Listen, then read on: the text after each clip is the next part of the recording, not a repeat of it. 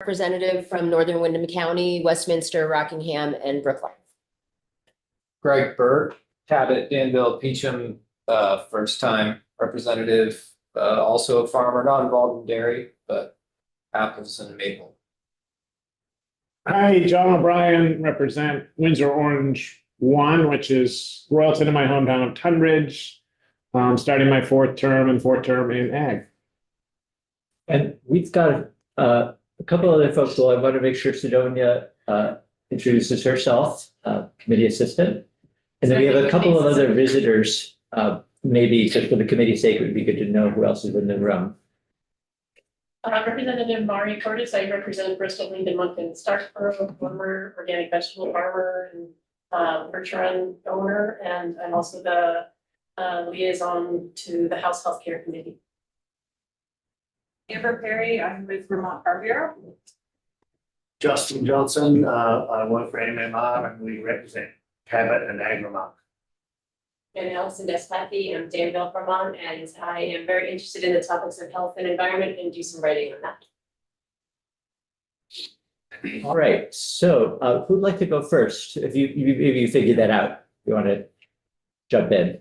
I'm happy to jump in, Chair Durfee, and I don't know if you want us to just introduce ourselves or just start with our spiel. You can pick with that, but I'm E.B. Flory, and within the Agency of Agriculture, I am our Food Safety and Consumer Protection Director, and within that division, I also oversee our dairy section within it. So. Chair Durfee, would you like Kate and Nicole to introduce themselves, or would you like us to get into what each of us are doing within the HPAI discussion? Yeah, if you could just briefly introduce yourselves, I think that would be good. Sure.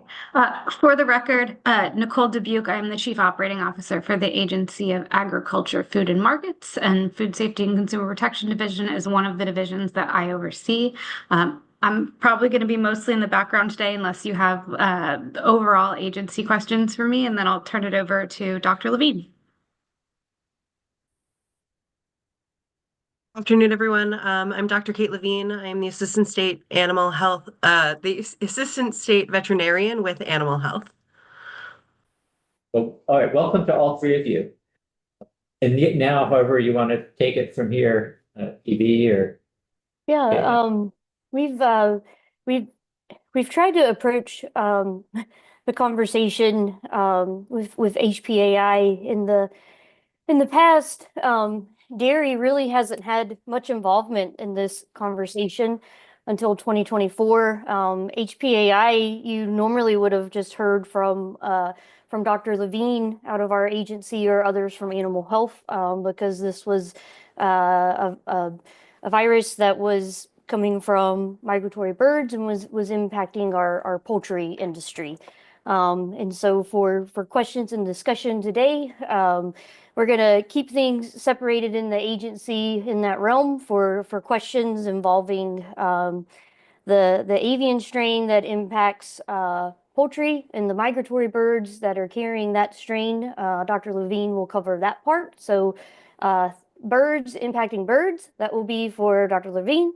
And for the strain that is impacting cows, I will be handling some of those talks. So in 2024, in what we're aware of in the history of the world, for the first time ever in the panhandle of Texas in late February, early March, some dairy cattle in Texas, in the panhandle of Texas, became ill. They were showing odd signs and illnesses and symptoms that dairy farmers and veterinarians hadn't quite seen in combination before. And so they were trying to figure out what these animals had.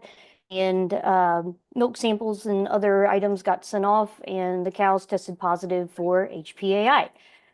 So there's a specific strain that the dairy cattle across the country before. So you may have heard of H5N1 or other acronyms being specified with that. And so far, the dairy strain that keeps cropping up across the country, that strain has remained being the same. And so efforts that have been going on across the country in trying to eliminate this strain in the dairy realm is focused on trying to extinguish that. And that is different than the migratory strain that is impacting what is naturally occurring in nature that is spreading in wild birds. So I don't know if there's just some initial questions from that, or if you all want to get into what our agency is currently implementing in our state and trying to fortify and protect our dairy farmers.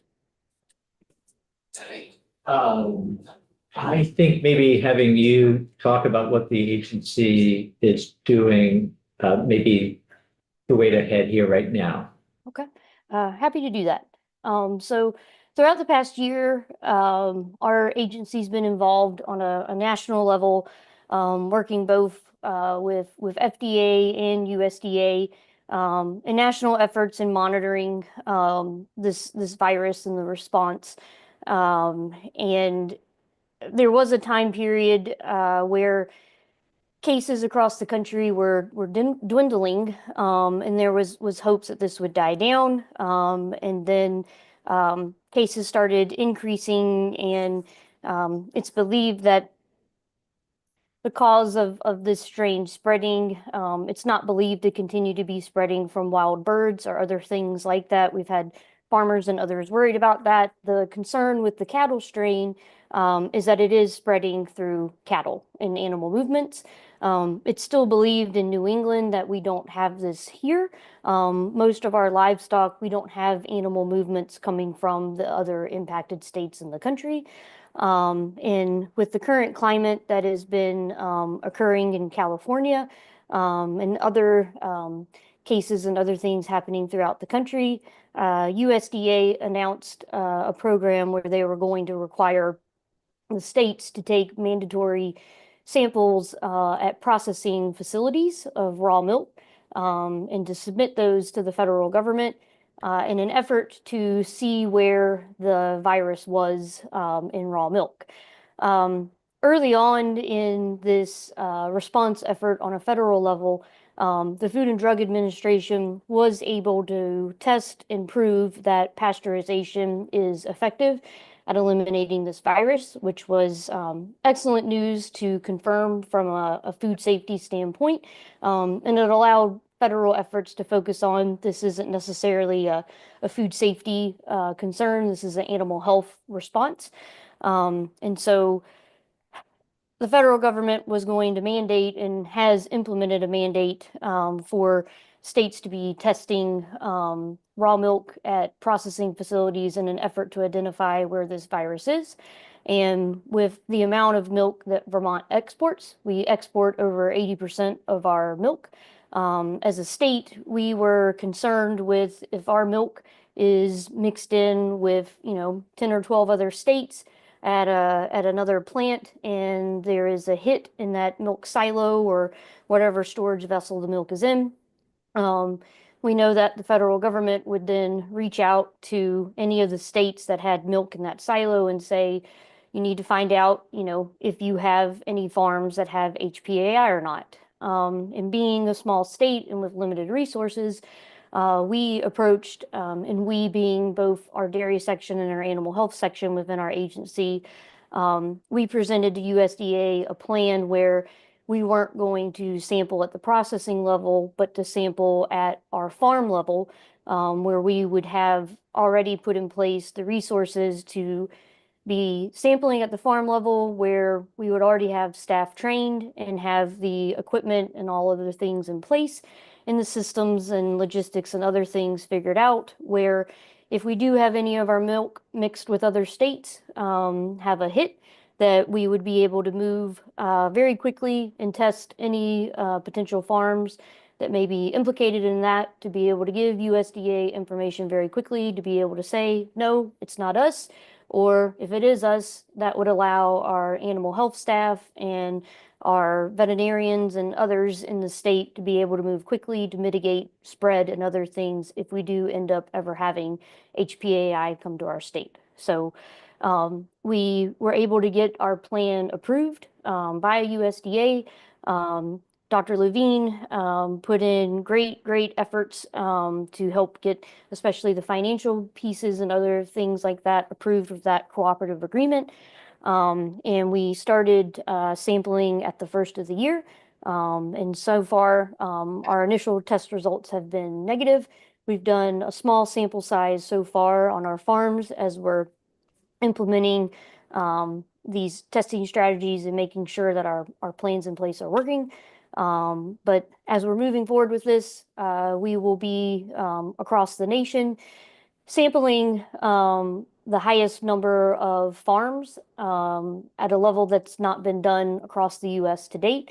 There have been other states across the US that have done testing at a farm level of all farms, but not at the level that we will be doing in Vermont, just because of the amount of farms that we have within the state. So there isn't a playbook for this. We are figuring it out as we go, and we are doing things cautiously and putting a lot of thought into it, and trying to make sure that we're not putting our farmers or our industry at risk. We're putting a lot of due diligence into data management, integrity, and security, and trying to make sure in what we are doing is going to protect our farmers and our dairy industry, and make sure that as things progress with HPAI, that our farmers and our processors are not seeing any interruptions to the day-to-day operations. So we're doing our part as USDA is trying to achieve their goals in eradicating the cow strain of HPAI, and trying to make sure that our dairy industry in Vermont is able to keep doing things as close to business as usual as possible. Thank you. I have a question here from Representative Nelson. Yes, sir. Two-part question.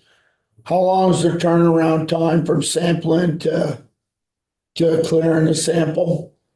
And then are there any considerations for imported cattle from out of state of having them charted and tested for HP, whatever you're calling it now? AI. Yep, it's HPAI, and I'll let Dr. Levine speak to the second part of that question. For the first part,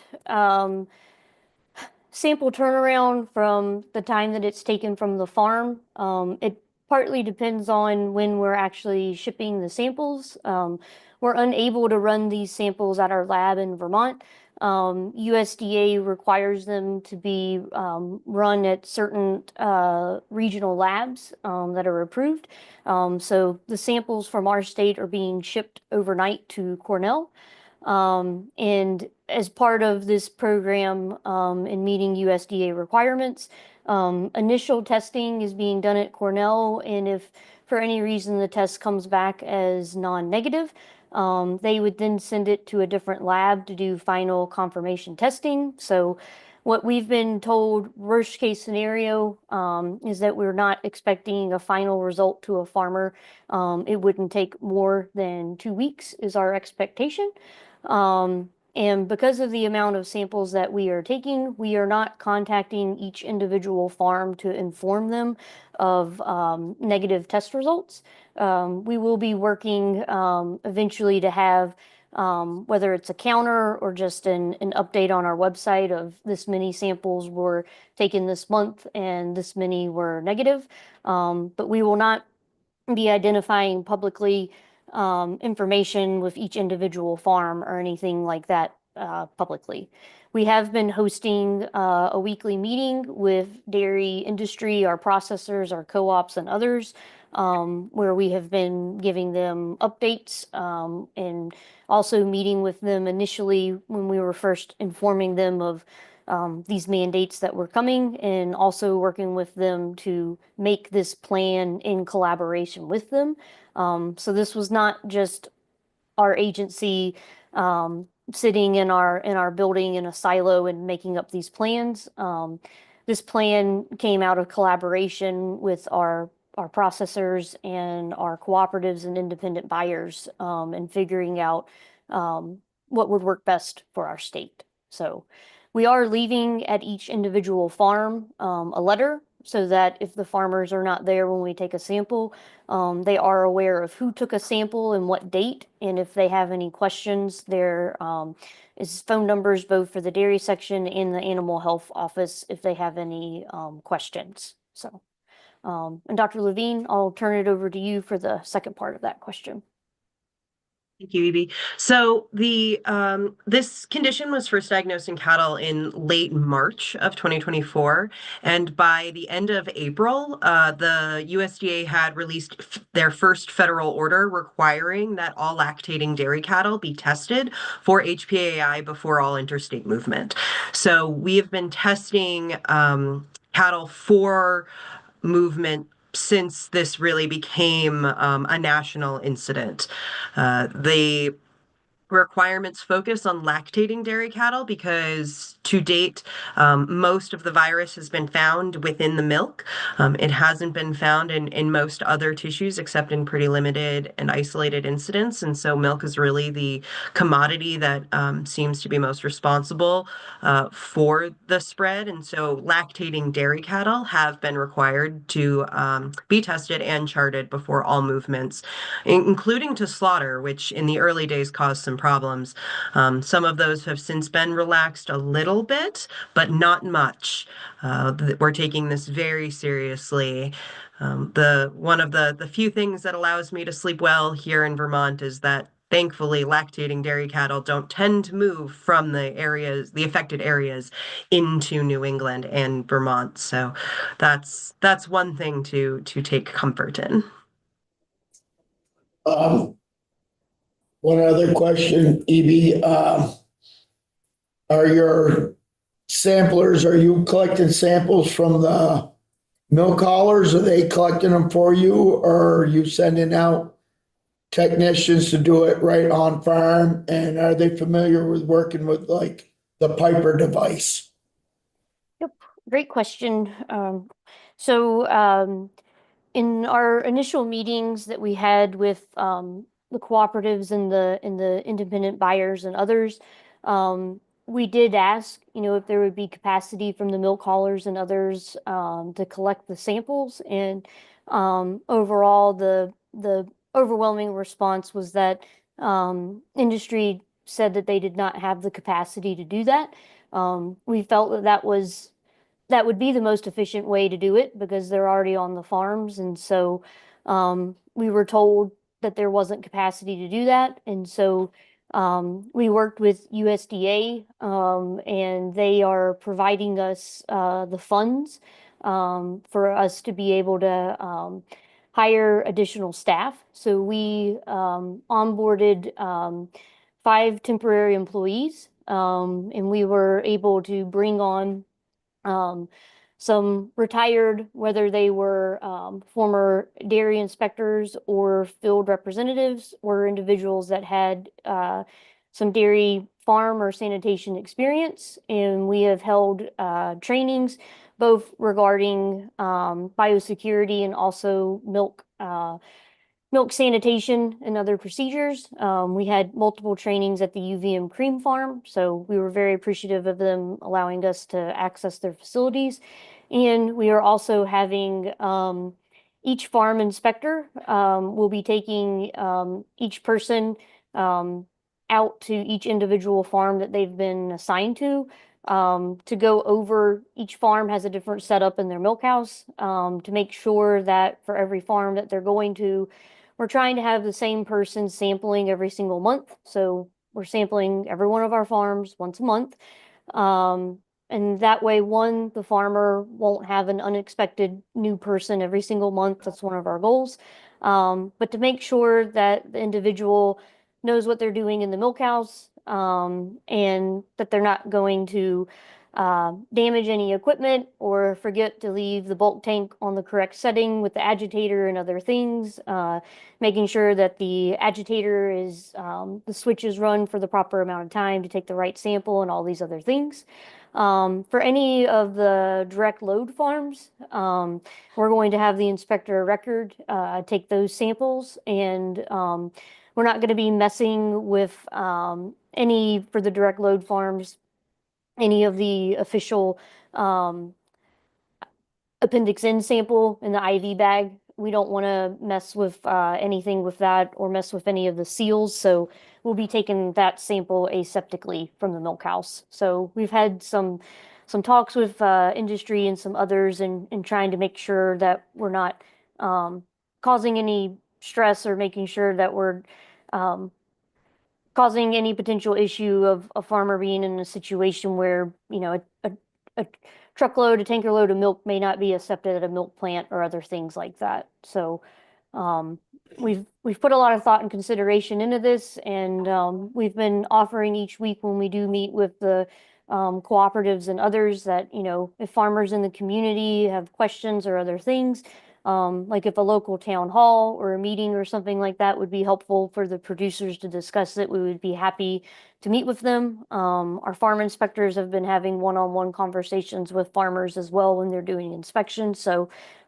if something like that would help local constituents, we would be happy to meet with them and answer questions. Representative O'Brien. Maybe just a couple of questions. What are there different tests for, say, in Tunbridge, there are a couple organic dairy farms that are shipping to Stonyfields, for example, or Organic Valley going to Stonyfields, but they also sell a certain amount out of their bulk tank raw. So is that a concern, or is it really about more the spread of lactating cattle? I'm not quite sure I quite understand your question, but the tests are the same, Representative O'Brien. The concern for USDA is that their goal is that they want to eradicate this, and so they want to be able to identify where the virus is. So, and for us taking these samples, one is for monitoring, so hopefully we continue to get negative sample results so we don't have it in the state. That's what we would all really like. But if a sample does come back positive, we would, in monitoring, you would find out quicker if you did have a case, which would allow our animal health staff to be able to work with farms to mitigate the spread. So within this, we are not sampling farms that are only selling raw milk direct to consumers. If they are shipping to a co-op and they also sell raw milk on the side, they are being sampled. We aren't specifically sampling individuals that are selling raw milk only direct to consumption because USDA did not put that in their mandate. The USDA requirement is for milk, grade A interstate commerce milk. And so for our cooperative agreement, that's how we wrote ours as well. So we have been in communication as an agency with our health department and meeting with them. Currently, we don't believe that HPAI and the bovine cattle strain is in New England. As Dr. Levine mentioned, the testing that's been required for lactating dairy cattle leaving and crossing state lines. So far, thankfully, for our entire region, including New York State, those tests have been negative. So we do have some data that we do believe this isn't in our region. So we have felt as an agency that we don't need to currently change existing requirements within that industry. We have had two tier 2 raw milk sellers that have contacted our agency that asked if they could be sampled, and we did speak with them about the realities of if they did test positive, what would that look like, because they wouldn't be able to sell any of their product until it cleared their herd, and they understood the risk. They don't want to be in a situation as a business where they could possibly sell that milk and maybe make people sick. And so they volunteered and said, like, no, despite the risk, we want to be tested. And so they are volunteering and we will sample them. So, and we've been in communication with rural Vermont as this program has been developing. So, if people do want to volunteer that are selling raw milk for consumption, we will sample them as well for free. So it's not a mandate currently, and we have had a few people volunteer. So. Thank you. My other question was, is there any talk nationally of it jumping to goat or sheep dairies? I will let Dr. Levine take that one. There have been isolated cases of other species being diagnosed with strains of HPAI, but we have not yet seen it in our dairies of other types. So it's something that people are on the lookout for. I think it's something we're much more sensitive to now than we were almost a year ago when this first came up in cattle. The emerging disease took a little bit of time to recognize as being, who would have thought that avian influenza would have been found in a dairy cow? But now it is something that is much more on the radar. So we're on the lookout for it. It has been diagnosed in isolated instances in a goat. And a few other species, but we have not yet seen it in our sheep and goat dairies. Thank you. Other questions? Representative Burke. Yes, Dr. Levine, so the milk samples are going to Cornell University to be given a PCR test, is that correct? And if they were to be found non-negative, what is the next type of testing that happens? So the tests would then be forwarded on to the USDA National Lab in Iowa, where they would be run again for confirmation before we would declare them truly positive. This test is very sensitive and can detect virus in milk up to 2 weeks before cattle show any kind of symptoms. And so we are very pleased to have this initial test at our disposal. But before restrictions are really put in place and before we get too excited, we'll make sure that that is a true positive before moving forward. So it will go from Cornell to the National Veterinary Lab in Iowa. So before further action is taken. One more question, would Cornell notify you if they had a non-negative PCR test, or would they simply send that on to Iowa? All non-negatives are required to be reported to the state. It is part of the the federal order that was published last month. Also last year, that mandated this testing also really confirms the mandatory reporting. So we would be able to have that initial warning. We'd be able to put actions into place that would be protective, but we wouldn't have to be too reactive until we have confirmation that that's a true positive. Thank you. Excuse me, Representative Fortis, who is with us in the room from the Healthcare Committee as an invited guest, I think had a question. And Representative Fortis, you want to come up to the table, you could sit, or rather, actually, you may have a bad knee, okay. No, good, We'll make very it- good knee. We'll make an exception. Thank you. Yeah.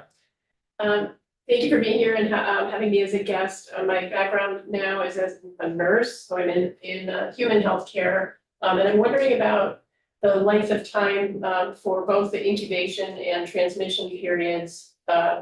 And specifically, is an animal, can they transmit the disease before they're symptomatic? So if you're detecting it by the sensitive testing 2 weeks before they might be symptomatic, are they infectious at that time? They're actively shedding virus at that time. And there is evidence that they are infectious before they're symptomatic. That is how much of the spread across the country has happened, especially in those initial cases before we were fully aware of the full scope of what was going on, and before we had validated the bulk tank testing that we now get to use and take advantage of in this way. So They are shedding cows can shed virus before showing symptoms, but the test requirement for moving cattle is a shorter window than the shedding time starts. So the shedding time can start up to, the early tests indicate that, you know, a bulk tank can test positive up to 2 weeks before the herd really starts to show symptoms. Movement testing requires no more than 1 week before movement takes place. So they would still be in that actively shedding window before movement would occur, thus reducing the risk of spread.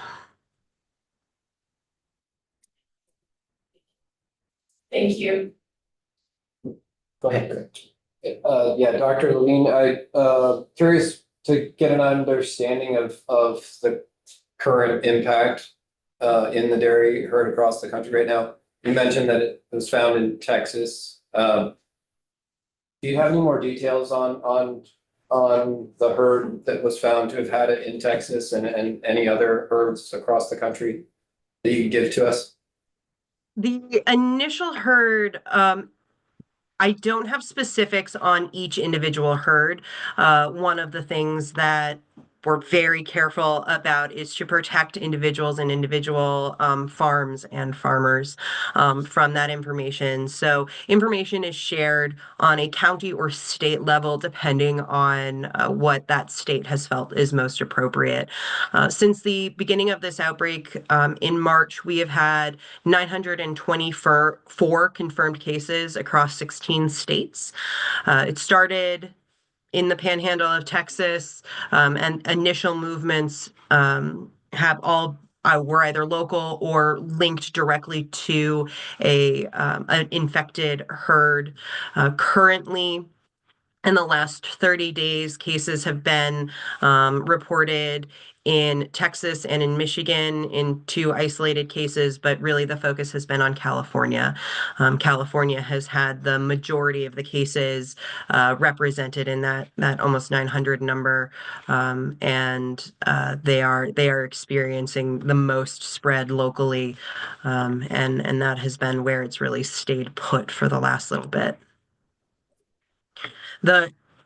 Did that fully answer the question, or was there more information? Cows do recover from this, I think, is the other takeaway, is that unlike the birds, the cows are getting over this. They do move through it, and they can return to milk as a herd.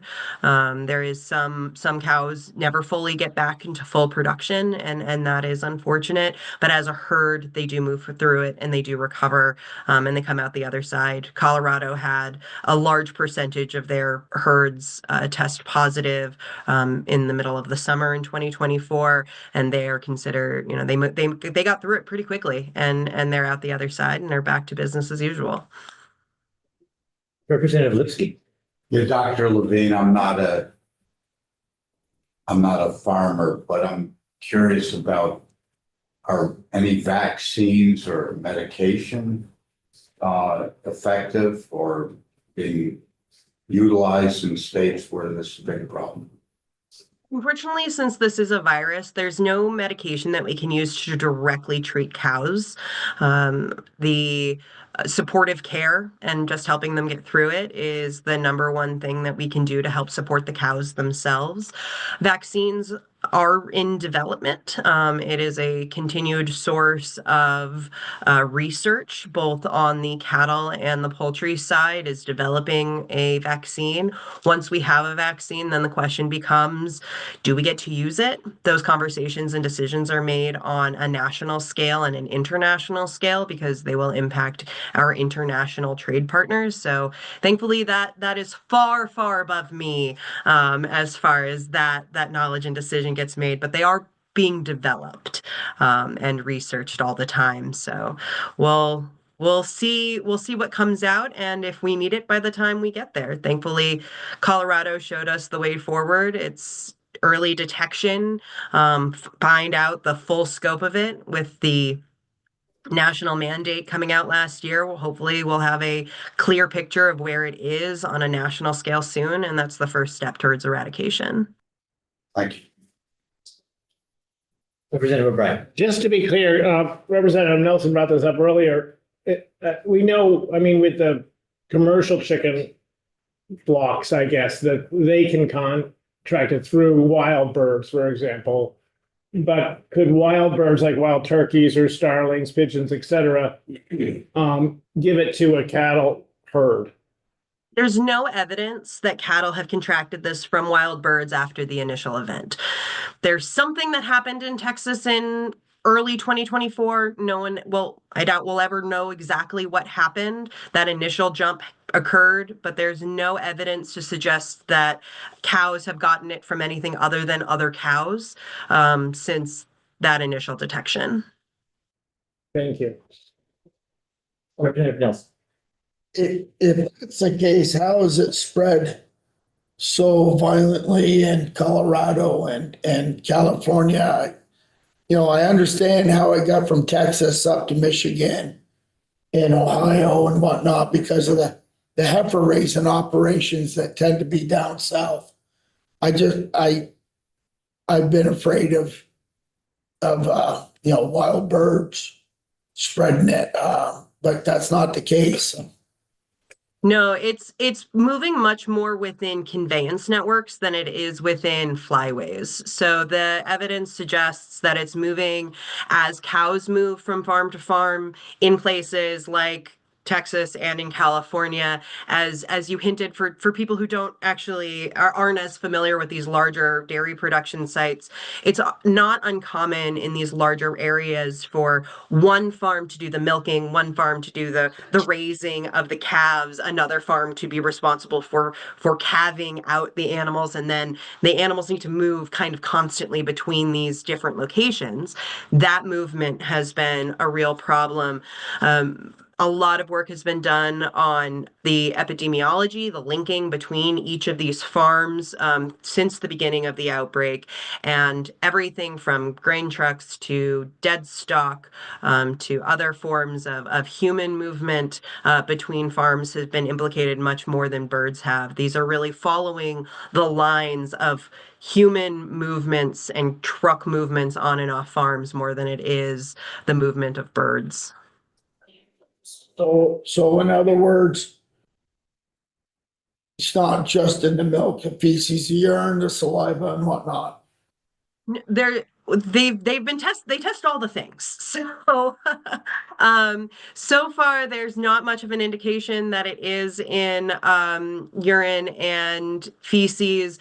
There's been tests done to show that it intermittently is shed from the nose, so snot. But really milk has been the only consistent high shedding source. So unfortunately though, milk on these dairies does tend to contaminate surfaces. If anyone's ever been in a milk house, you do get a little bit of spills sometimes, and trucks sometimes, and there's just contamination. And once you have environmental contamination like that, it's easy to track. And, you think about, after a long day's work, you may have gone home and changed your clothes, but you didn't clean your boots, and other things. And so there's been, tracking of, people working at different farms or going to another farm to work on the weekend to make a little extra money, and they spread it that way or other things. And so, we've been working internally of trying to identify, ways that we could try to help Vermonters be better prepared. Biosecurity things our animal health office has been working a lot on to try to help getting the information out and resources to our farmers. And we've also been looking internally, if we had one of these situations come to Vermont, what do we need equipment and infrastructure wise to try to help support our industries to be able to respond to things like this. So well, Biosecurity. Yeah. Those plastic booties you wear when you go to visit a farm are to keep your shoes clean. They're to protect the cattle. it's true. Well, How many commercial or backyard poultry flocks have we destroyed from avian in Vermont? Do we have a number, ballpark?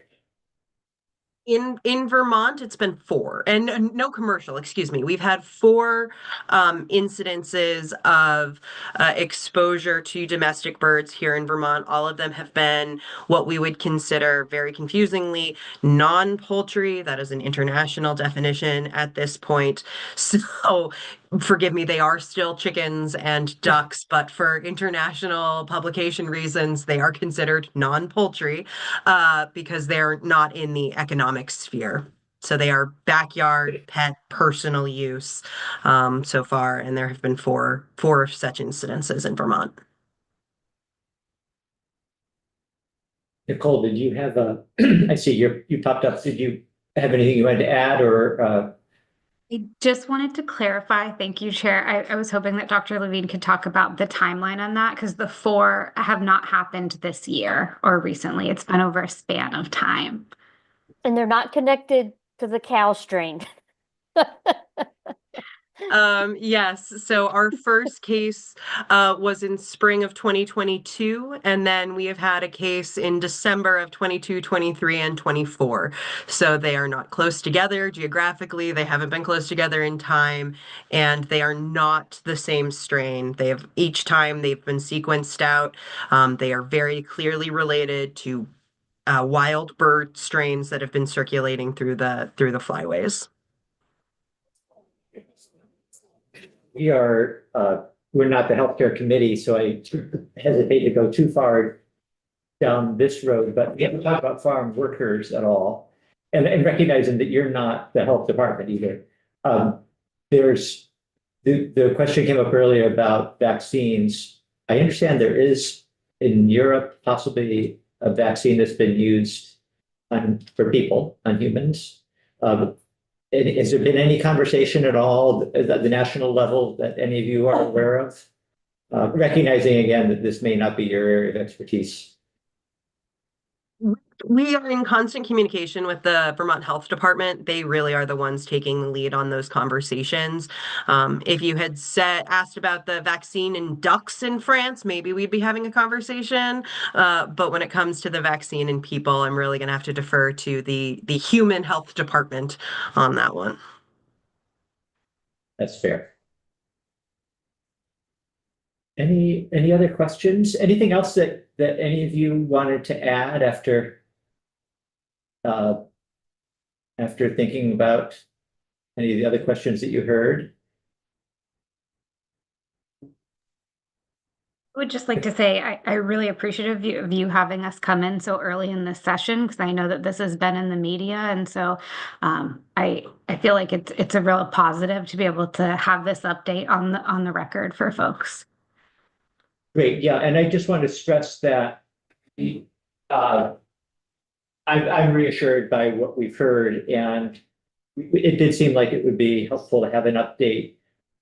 The agency, and Nicole, you can confirm this, but you didn't come to us saying this is something that we're concerned about, that we need to, have the legislature take any action on, and nothing like that. Oh, that's correct. But I understand that, for the public, especially those that are not in farming or perhaps those that have not, heard a lot about it, it can be concerning. So, yeah. Great. Well, thank you all for joining us. And I hope that we'll see you, perhaps maybe some of you next week. If you're able to join us in person, that would be great. And if not next week, some other time during the session. Thank you. Thank you so much. Thank you.